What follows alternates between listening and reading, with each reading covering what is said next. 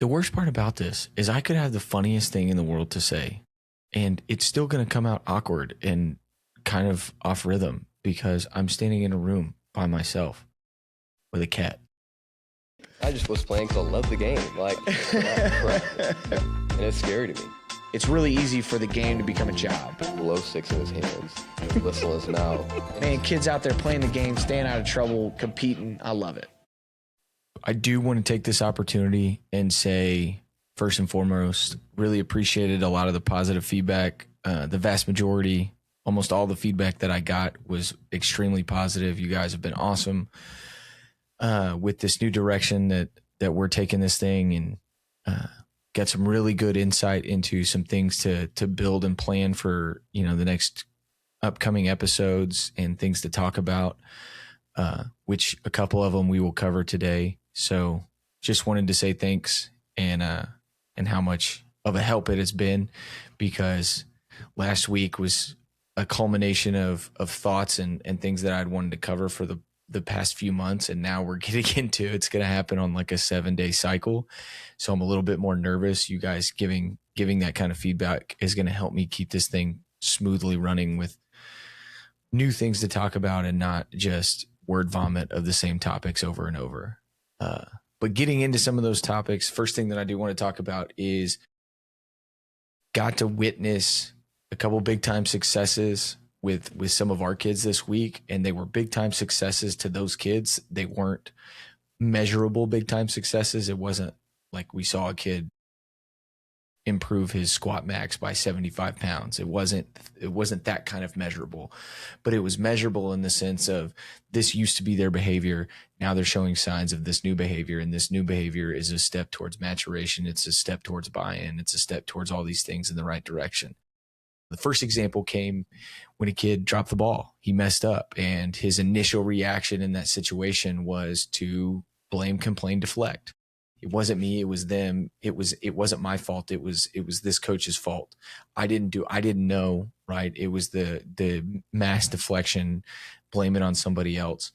And then in the conversation, I call it a conversation, in the dialogue, I shut that down quickly because I know the coach that he was making an inference towards, and the kid was wrong. But during that, you saw this wave of emotion, and it was remorseful. It was impactful. It was heavy. You saw this emotion come over this kid because it wasn't just that he lost an opportunity to compete. He lost an opportunity to compete in something that is really in his wheelhouse, and he had a chance to be really successful at. And the choice that he made and the lack of focus that he had led to it being taken away from him. And it was just really cool to, as mad as I was, and I walked away and I'm white knuckling and I'm super frustrated. And then an assistant coach walks over and goes, "Did you not just see what happened? He showed he cared." That weighs heavy on him right now, which is a sign that he gives a crap. So we're doing something right, bit by bit. We're chipping away at the stone, and eventually it's going to be a statue. Right? We were able to see that in the moment.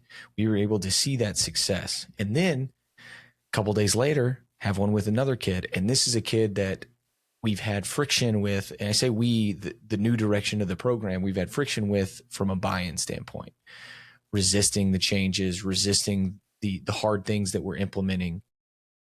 And then due to the environment of track, and you guys are going to get tired of hearing about it, sorry, it is what it is. But because of the environment and track and the continued effort of, as frustrating as the kid is and inconsistent as his attendance is and all of these things, we just kept trying, and we found a niche. We found something that he was good at, and he started to have confidence and build success, and let me go try this, take him to this track meet.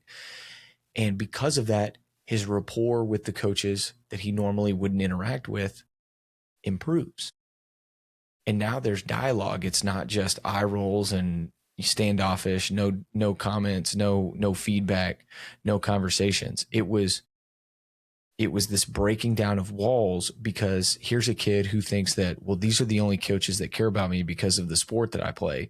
And these coaches just like to yell at me. And now we've broken that down into, no, what we care about is that you show you care about. Right.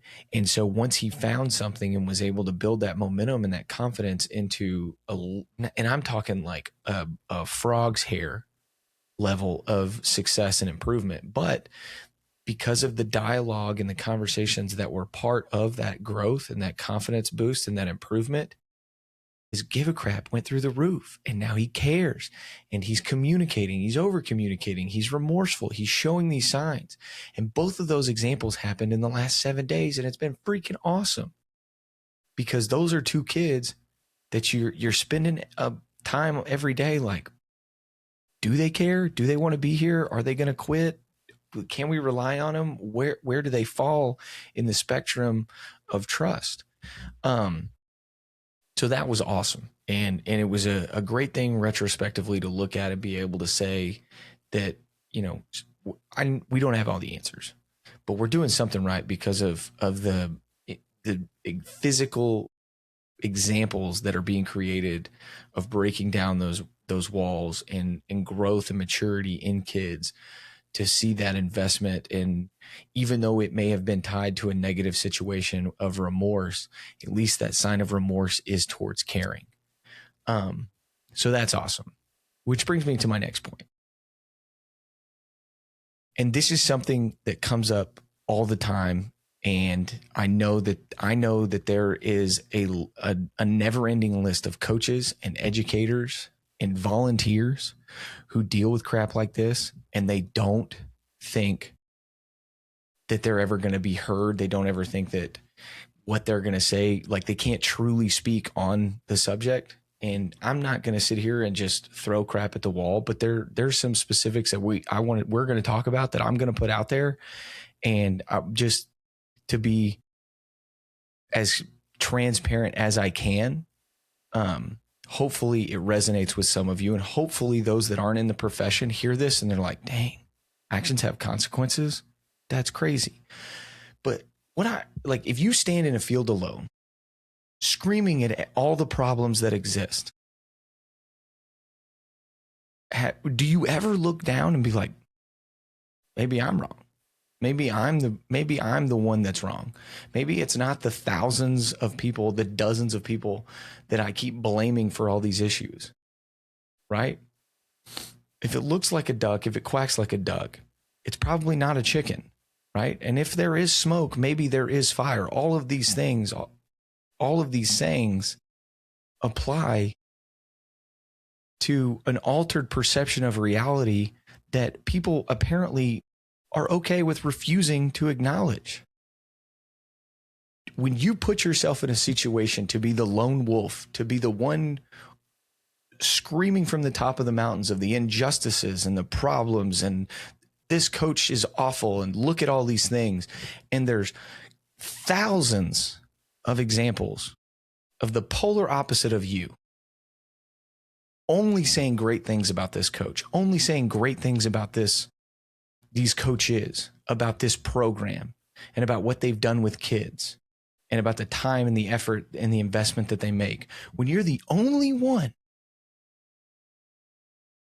trying to check the establishment, at what point do you remove yourself from the keyboard, humble yourself in reality, and either approach your issues in person, or just admit that you're wrong, pack up your toys, take them home, try again the next day?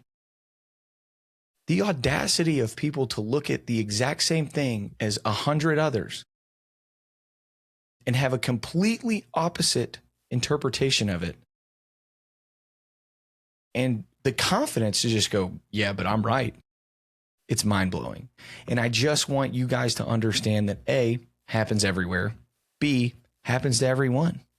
Doesn't matter if you went 16-0. Doesn't matter if you won a state championship. Doesn't matter if you've been to 5 straight state championships. It doesn't matter. There is somebody who is standing there ready to throw the first rock, or ready to throw the only rock. And the conviction in what you're doing, the process that you've put in place has to be cemented in not your results, just like we talked about with the kids last week. It has to be cemented in the process. It has to be cemented in understanding, I know our why. I know that we do this for the best of the kids. We do this to see them become better humans. And we are humble enough to know that there are certain aspects that are continuously evolving.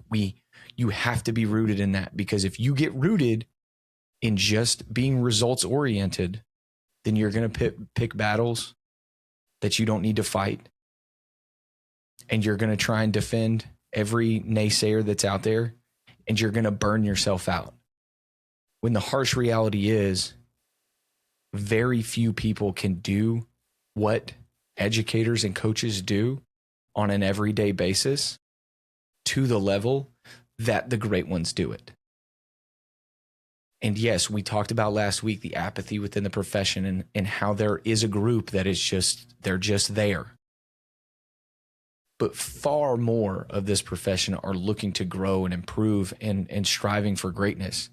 And it doesn't matter how many steps forward you take and how big of a progression you make. Somebody is going to be standing there with the first rock.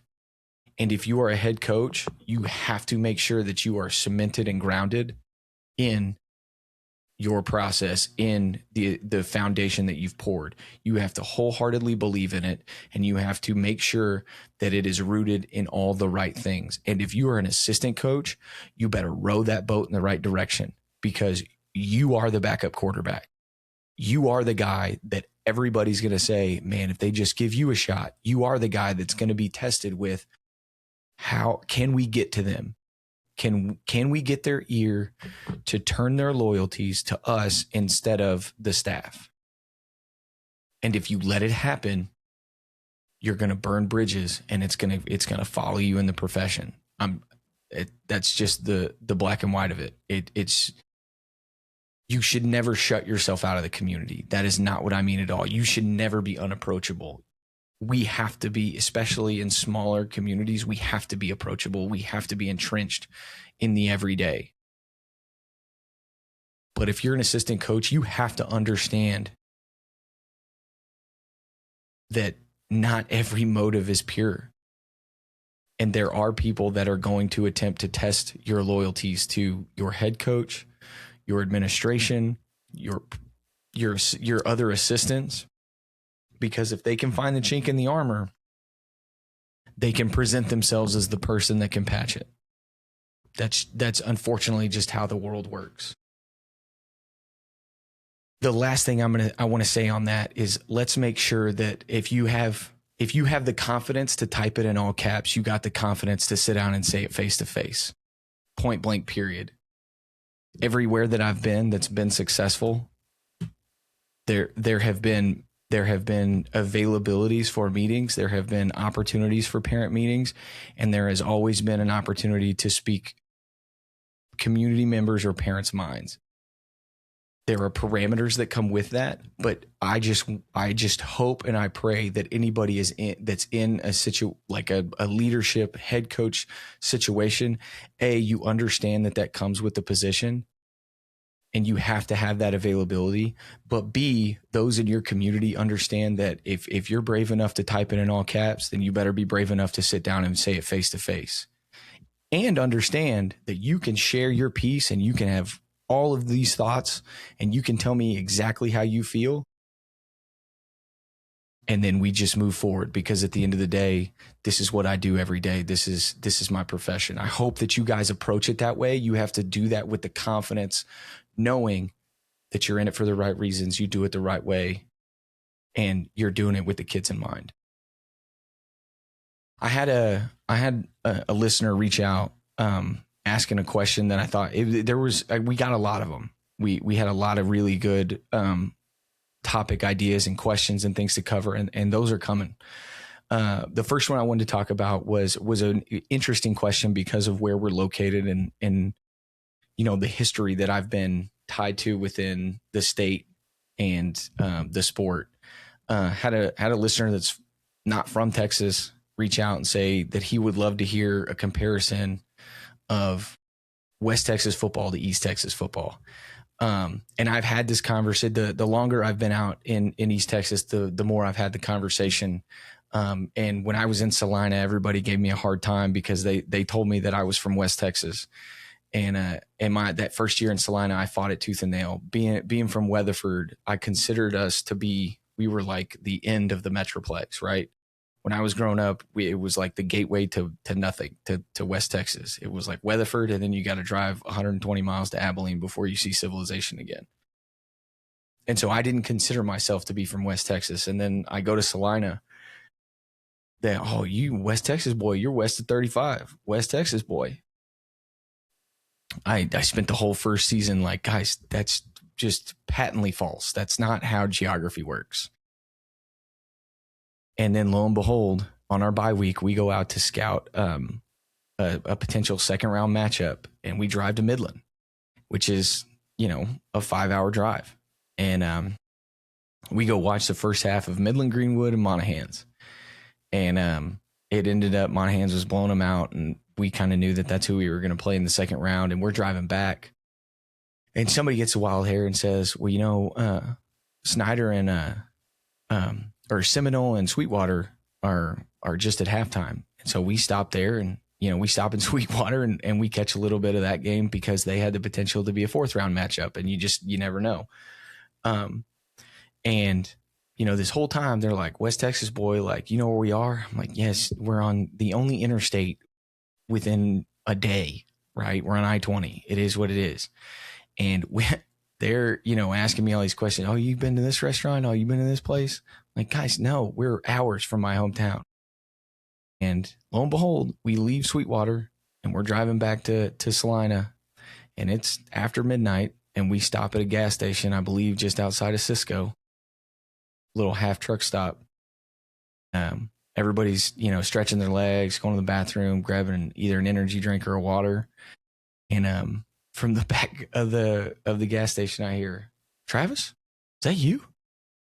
And every coach in that gas station just falls out dying laughing because a guy that I played Little League baseball with and went to high school with was driving back into town after his 2 weeks on out at the rigs, and in a gas station in the middle of nowhere, we just happened to run into each other. But I say all that to say that, this East Texas versus West Texas conversation, they're two stark ends of what I would consider the same field within smaller town football in the state of Texas, because to get to these two areas, you pass through all the big schools, you pass through the Metroplex, which has really consistently dominated 5 and 6A football for the last probably decade, if we really went and pulled the numbers and the stats.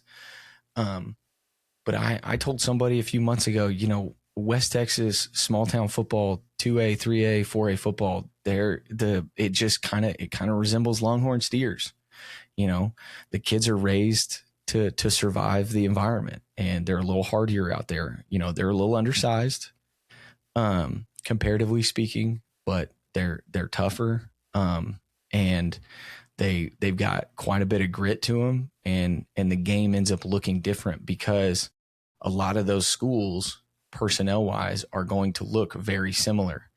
But that comparison that I always drew was to the Longhorn. Longhorns were raised to be hardy and survive the harsh environments. And I think that the kids out there are just like that.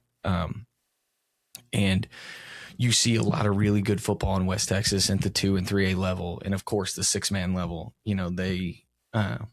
there's a documentary from the NFL Network, like over 20 years ago, where they go follow, they talk about Stephenville, and then they go to a 6-man school, and the principal's the superintendent, and he's standing in the hallway, and he's like, yep, there goes our senior class, as 2 boys walked by. There's a documentary that talks about the 4-6s, and of course I'm blanking on the name, but there's a 6-man school that sits in just outside of it, and all 4 of those major ranches, it's the only place that sells a cheeseburger for like 100 miles, and they do it on Friday nights at the football games. And they play their junior high 6-man game, and then they play their high school 6-man game. And during the junior high game, you've got high school 6-man players that are working the concession stand because they got to raise money to pay for their senior trip to go to DC or wherever they're going. But those kids are just, they live a little bit slower lifestyle, but they're hardier and they're tougher. They're a little undersized, but they're chock full of grit. That's for sure. And the flip side of that being where we've been the last few years in East Texas, man, it's a different level of athleticism. I remember when I was in Salina, we lived on that realignment border of Region 1, which is West Texas, and Region 2, which is East Texas. And you knew if you went to West Texas, you were gonna play some hard-nosed physical teams that you had a chance to maybe potentially out-athlete. And if you went to Region 2, you were going to go against world-class speed along with some physicality. So the athleticism factor, the game is approached a lot different. And that definitely shows in whether it be playoff matchups or, district realignment. We were sweating realignment because we didn't know where we were going to go as some schools grow and some shrink. But the one thing that we did know, it really didn't matter what our district was going to be because there was going to be 2 to 3 top 15 teams in it. And I think that that's insanely unique when you talk about the depth of a region. You get kids who have a ton of raw ability. And depending on which school you're at, which location, it may be a group that's completely untapped into, or it's a group that has that raw athleticism and ability that's been polished as well. And I think that that's what you see with a place like Pleasant Grove from what Coach Gibson did when he took over and what Coach Darby 100% is going to continue is there has always been ability and talent within that area. And they got a program and a structure in place that fostered it. And you took elite athletes and you developed them to their potential, to their ceiling, and then put them into a consistent structure and program. And they're just insanely efficient and explosive and effective. And I think that that's the thing about schools out in East Texas is that if you can get in there and cement consistency, the athleticism is going to be there to be successful. Now, that is not a blanket statement to every school, but it is going to be one where you have to understand the personality of your locker room a lot more than I would say in West Texas because of the diversity within it. A lot of guys are going to come from slightly different backgrounds, different social economic classes, and you're going to have to figure out how to balance that. But the raw athleticism at a lot of different places in East Texas is there. It's just the consistency factor. Are you willing to roll your sleeves up and dig down deep and pour a strong foundation and establish some staying power to see the fruits of your labor? Because if you are, man, you can build some special things. And I think that there's evidence of that all over. You look at Kilgore, who has consistently always had athletes, but was a little bit more up and down. And then you get Coach Fuller in there, and that staying power and that consistency, those are the things that take good programs to greatness. And there's tons of examples all over. But to me, that's the biggest difference is that a lot of East Texas schools are going to have athleticism with diverse personalities, and a lot of West Texas schools are going to have very consistent personalities, and what they lack in maybe size, strength, and speed, they make up for in just some West Texas grit. Next thing that I had somebody bring up was talking about conditioning or summer training, things of that nature. And there is a company that does a phenomenal job and works with a lot of schools across the state in performance course, and they come in. They're a company that you essentially outsource your summer conditioning to, and they assign coaches to your school. They put together the program, obviously in conjunction with what your expectations and desires are, and then they run it, which allows your coaches to have a little bit more free time during the summer, and allows some flexibility in what their schedules may look like for the months of June and July. I've always been a guy from my time in Salina, to moving on and becoming a head coach, that we've always run our own conditioning camp. I'm not going to sit here and stand and say, one is better than the other. I, as a player in high school, was a part of a performance course based style, like outsourcing. And I also experienced our coaches just being the ones. I've never experienced the performance course side as a coach. The way that I look at it from a small school standpoint is, and not to say that these things don't apply to big schools. I just can only speak to my direct experience. We are the ones having those conversations. We're the ones that are in there sweating with our kids because we run our own conditioning camp. So I think that it would put me personally in a unique situation where I'm sitting there saying, well, I looked at the attendance records. You weren't here Monday or Tuesday of the last 2 weeks. Where have you been? And, I'm looking at it saying, well, I only work the third week of June this summer because we've spread our coaches out, and, performance courses is handling the bulk of the heavy lifting. It would be a tough conversation for me to have with an athlete about accountability and consistency if we're not applying that to ourselves. And I know that some coaches who run their own conditioning camp, that's the exact reason they give the kids almost an entire month off after graduation, after the last day of school, because everybody needs a recharge. And I think that there's validity to that. I think that there's a lot of value to come out of that. The thing that I would struggle with is if we brought in an outside crew to run the majority of our summer workouts, whether it be all of the weightlifting or all of the speed training conditioning. That's time that our staff isn't in the trenches with the kids, teaching them in our vernacular, building those bonds, being able to have those conversations. As soon as that workout's over, it's like, hey, so what's your plans the rest of the day? Y'all going fishing? You going wakeboarding out at the lake? You miss all those opportunities because the ministry of presence isn't there. It doesn't have to be. We understand that every day is not going to be the best day of conditioning camp, but at least we're going to be there when we do have a day that maybe doesn't meet our highest expectation. We're still there to emotionally invest in the person, entrench those bonds to where I know that the trust factor still remains, that those kids are, our goal is to get them to be the best version of themselves.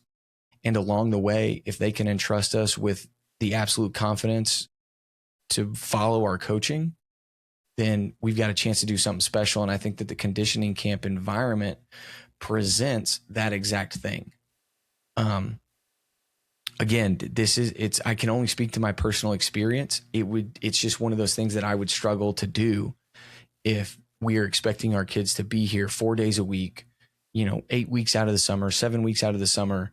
And our coaching staff is like, well, I got this week in June and this week in July. And then, I'll see you guys when I see you environment. And we're really blessed because that 4 day work week, that 4 day workout schedule is entrenched in our kids already because of our Monday through Thursday school.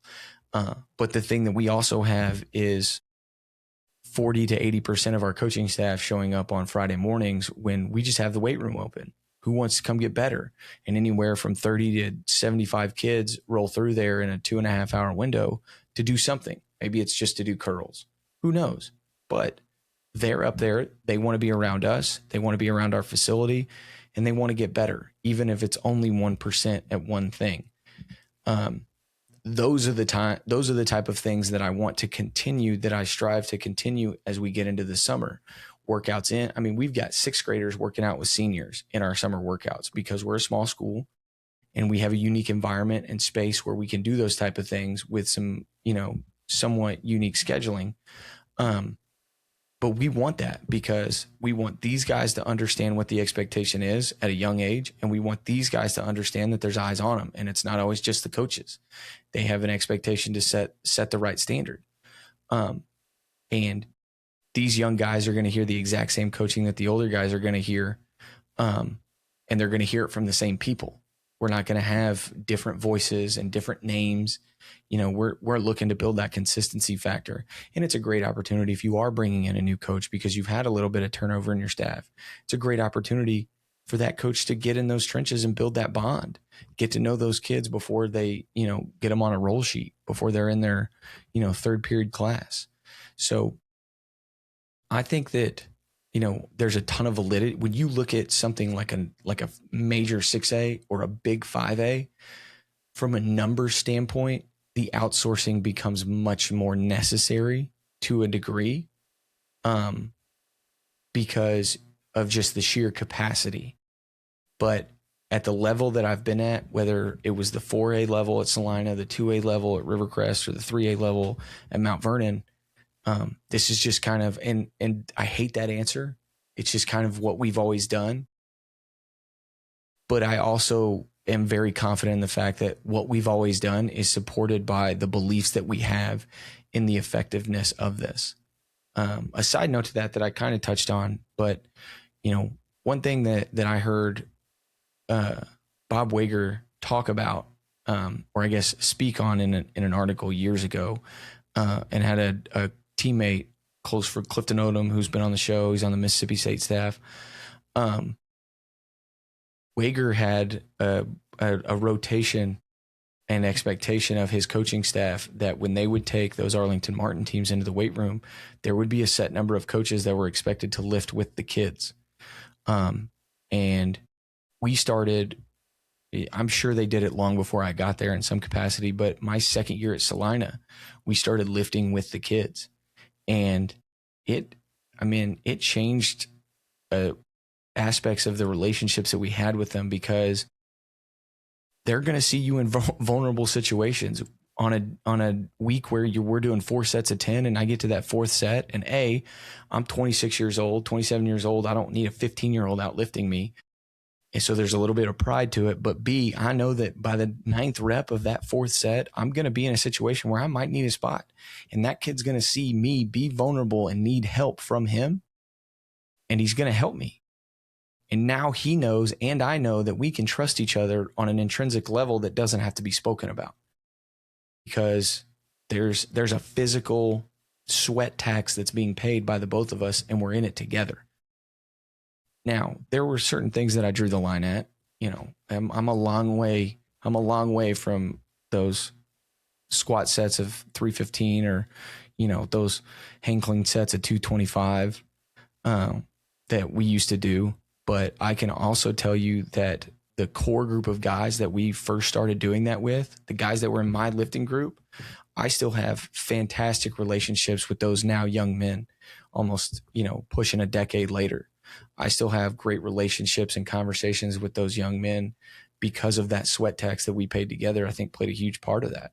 So however you do it, just make sure that you're not gaining time at the sacrifice of service, right? That ministry of presence, I think, is a foundational piece of what we do. And it's got to be something that stays central to the decisions that we're making in regards to who we allow around our program, how we identify who's going to lead what aspect of our program.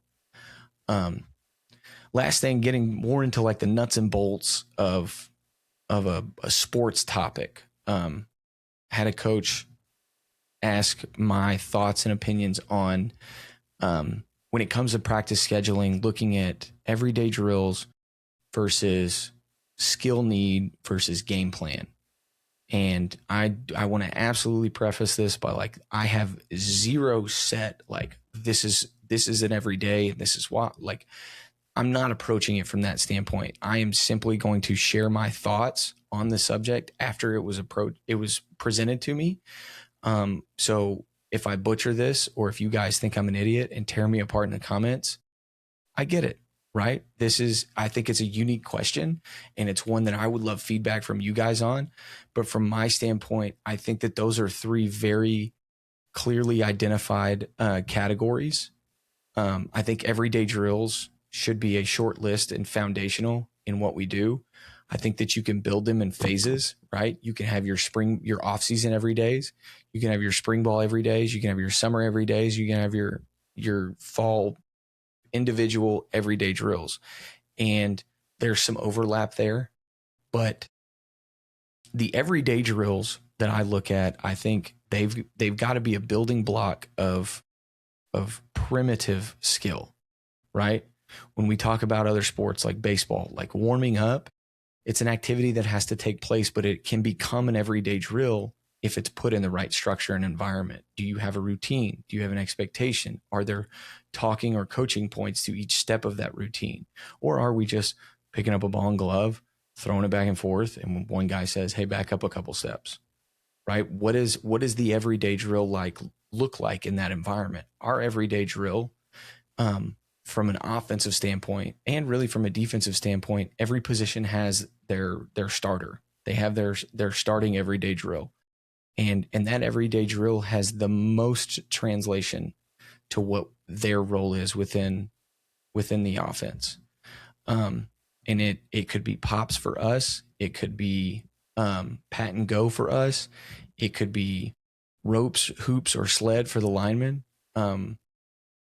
Because I think it's transient, and I think that the ability to establish who your team's going to be, who your kids are, if you can interchange certain variations of everyday drills, I think that means that you're really in tune with the pulse of your team. But I also think that ties directly into need. I think that once you establish your everydays, your needs have to be the thing that fill the gap, right? So we don't fall behind and aren't necessarily tied to the game plan. I think that the need drills are when we hit that week 3 self scout, when we hit that bi-week self scout. What's our shortcoming? How do we incorporate that into the next week or two to play catch up, or to fill that need, to close that gap, to make our weakness a strength? And then from game plan, I personally, from a game plan standpoint, I try to limit, like, not just the number of drills, 100% the number of drills. I'm talking like maybe one, but it's not even one every day. A game plan drill, in my opinion, and through my lens, it needs to be early in the week, and it needs to be translational to team, right? That could be team offense, team defense, but it needs to be early on, and it needs to be something that clearly and obviously translates to a team session of some sort. If you can't draw that line, it can't just be, hey, the drill we're going to do to teach this concept because it's in the install. It can't be so block trained and cut into segments that there's not a clear and obvious connection to the rest of the team, to the rest of the offense or the rest of the defense. If you're going to have a game plan based drill, it needs to have a clear transitional piece to any of your team periods, whether it's team run, team pass, team blitz, right? Team third down, whatever it is, if you can't draw that line, you're wasting time. And I think in this day and age, the style of football that's being played, the level that it's being played at, efficiency is the ultimate currency. So if you can draw that line and you can create that